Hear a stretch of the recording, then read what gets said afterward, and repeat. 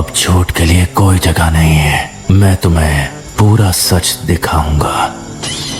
Village को protect करना, मुझसे वादा करो। करोगे तो तुम्हारे छोटे भाई की जान बच जाएगी।